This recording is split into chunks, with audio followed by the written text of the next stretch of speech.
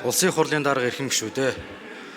Улсын хурлын гишүүн Ж Чин Бүрэн, Ж Алдарж Авлан, А Ариун Заяа энэ Бат Сүмбэрл нараас 2025 оны 3 дугаар сарын 31-ний өдөр улсын хуралд өргөн мэдүүлсэн эрхтэн эдис шилжүүлэн суулгах тухай хуулийн төсөлтөд холбогдуулан Монгол Улсын их хурлын чуулганы хуралдааны дэгийн тухай хуулийн 42 дугаар зүйлийн 42-ийн 5 дахь хэсгийг баримтлан байнгын хорооноос боловсруулсан засгийн газрын тусгай сангийн тухай хуульд өөрчлөлт оруулах тухай хуулийн төслийн анхны хэлэлцүүлгийг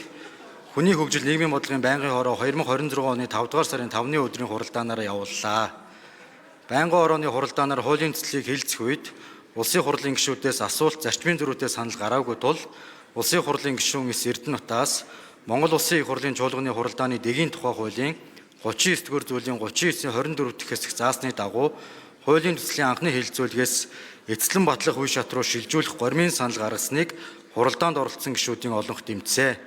Засгийн газрын тусгай сангийн тухай хуульд өөрчлөлт оруулах тухай хуулийн төслийг та бүхэнд хүргүүлсэн болно. Улсын хурлын эрхэм гишүүдээ эрхтэн эдис шилжүүлэн суулгах тухай хуулийн төсөлтөд холбогдуулан боловсруулсан засгийн газрын тусгай сангийн тухай хуульд өөрчлөлт оруулах тухай хуулийн төслийн анхны хэлэлцүүлгийг явуулсан талаарх хүний хөгжил нийгмийн бодлогын байнгын хорооны санал дүгнэлтийг хэлэлцэн шийдвэрлэж